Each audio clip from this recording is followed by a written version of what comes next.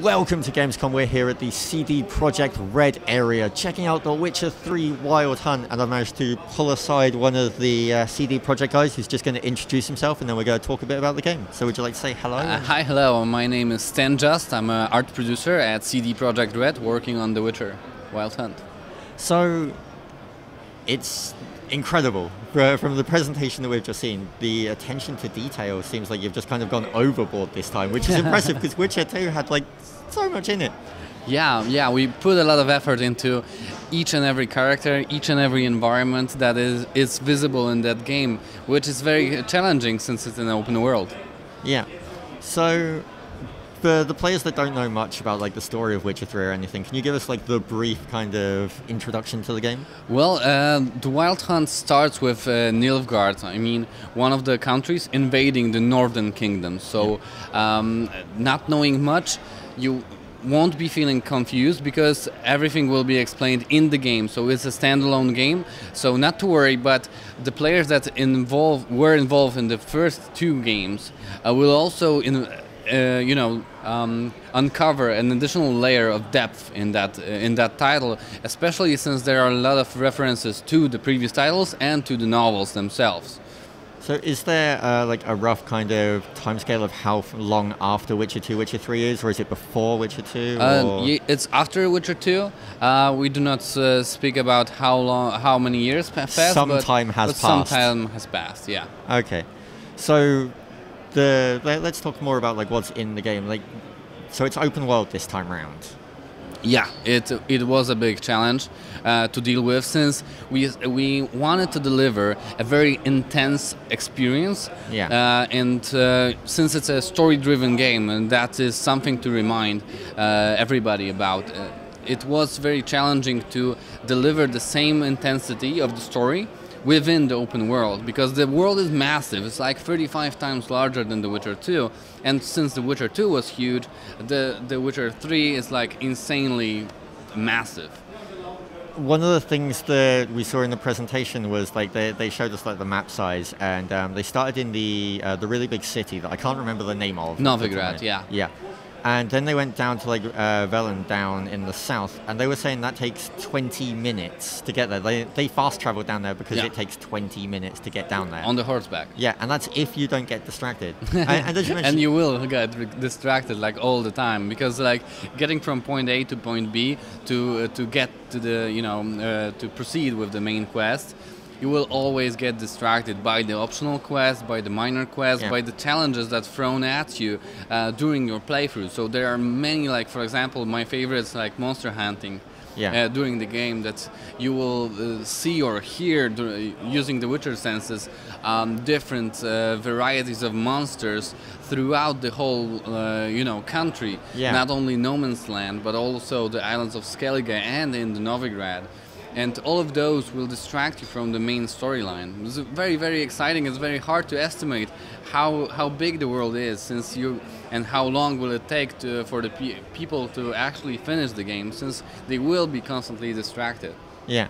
So that city, it's not up the north. It's not even. I think it's like a little bit lower than the middle of the map, isn't it? The demo that we showed? No, where the city is in regards to the rest of the world. It's in the middle. A bit in the middle, I would say. Yeah, and I just want to like reconfirm that wasn't 20 minutes by walking. That was 20 minutes by horseback.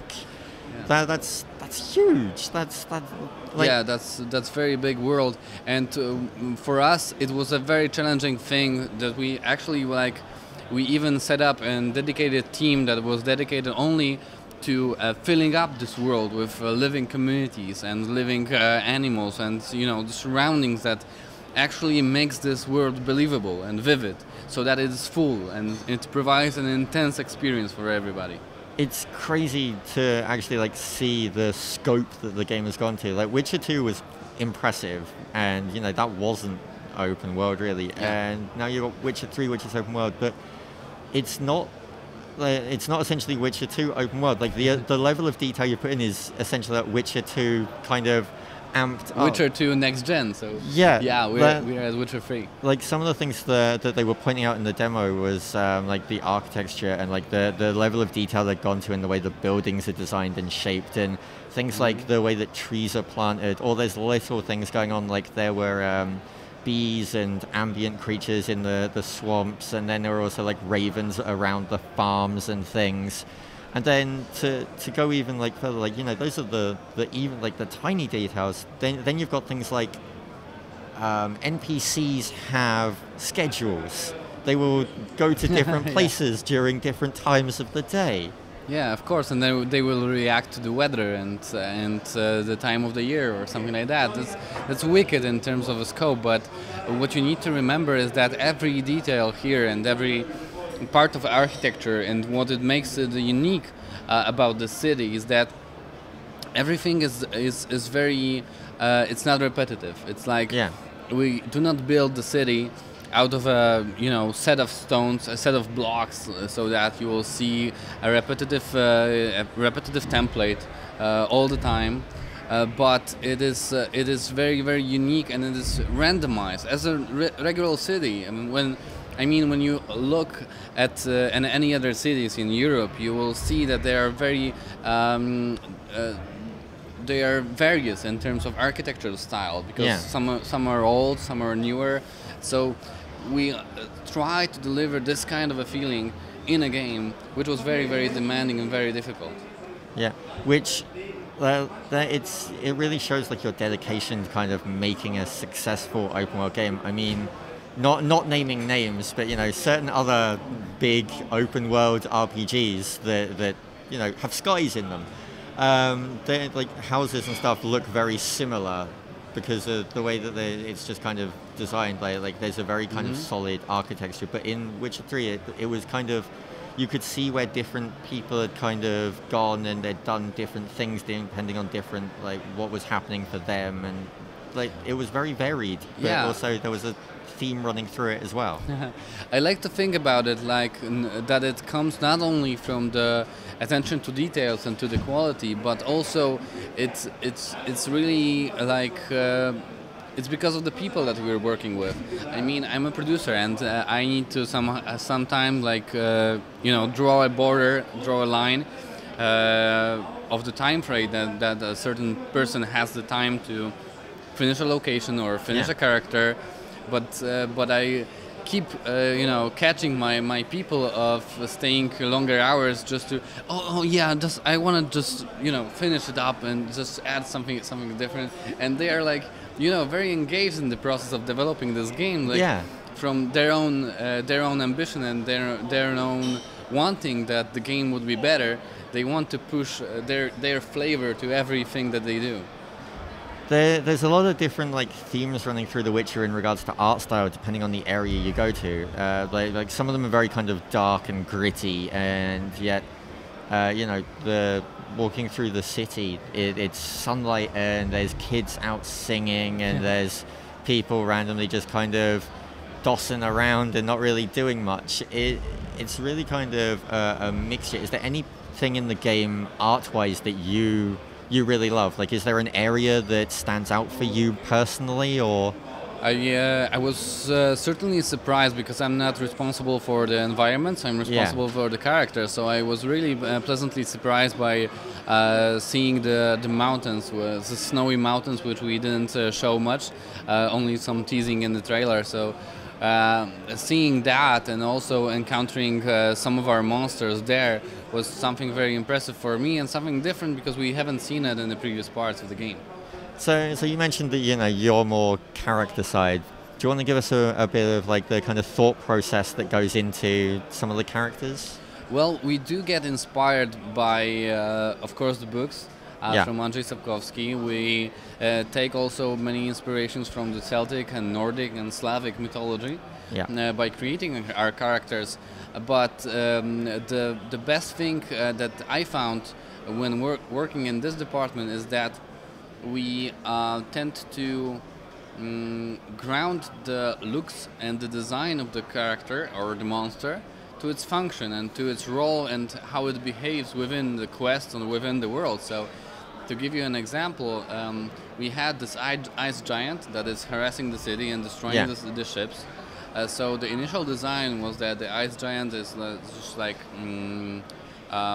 covered with leather, for example, that he sew by himself. But then again, in the quest and in the story in the background, he was told to be harassing the villagers, and the villagers fought back. And what we thought is that he either should be like, had many injuries for fighting back the villagers, or have some kind of an armor. And we thought about, all right, what kind of an armor should he have? Since he's not an armorer, he's not doing with steel, but he is destroying ships. So what we did was that actually we put ship parts as an armor that he could like strap around him to defend before the villagers. So it's like, you're not set in a certain design that an artist thought out about, but you're in cooperation with the story department, with the quest department, to evolve in your design, so to make it more believable. Yeah, to kind of ground it in reality, so that this lone giant terrorizing doesn't randomly walk up in full armor, and you kind of, to some it would make sense, but others would kind of question, where did he get that? Like why is he wearing it? Yeah, because it's defending from the villagers, and he is destroying their ships. So he has the material, but it's those kind of things really are enjoyable for me, because you could think that it's a monster, so who cares? But it's a fantasy game. But then again, it is made believable, but by such details. So even the godling, he's covered with mud, and he is dark, etc. Because he's living in a little hole in the swamp. So everything is grounded. You could also the character you just mentioned is Johnny, the godling, who we saw in the presentation in the demo. You could also see when he came out of the hole, like he had like the eyes that showed that he'd kind of been hiding under a hole rather than.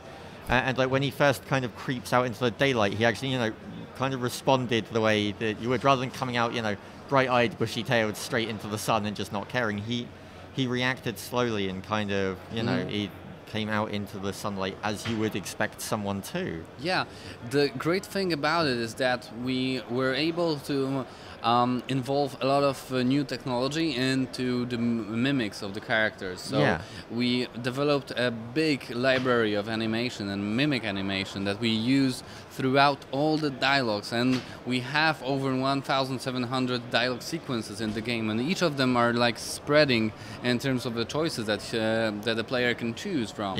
And we have to deliver the quality that we've shown right here. So each character has to have like a mimic and expressions that react to a different situation that they are in. So they are set in a way that they even recognize the social status between those talking characters. So for example, if you're a noble man, so you will stand tall and your posture would be different. Yeah, your posture will be different, your mimics will be different. You'll be, looking at you differently. So that kind of details weren't possible beforehand, and especially since we have like 200 people in Warsaw studio, but it's not the biggest studio around the world working on a very complicated game. So we needed to cover all that content within the sizes that we had. Yeah. Well, I would love to stay here and talk more, but we should really let you go so you can jump into more interviews. So if people want to find out more about the game, which site do you recommend they go to? Definitely thewitcher.com. That's nice and simple. Nice and simple. That's the place to go. Of course, our Facebook and other social media channels are available as well. And the release date for it? The release date is set for 24 February 2015. And that is the final date. Brilliant. Well, thank you very much for your time, and thank you for letting us check out the game.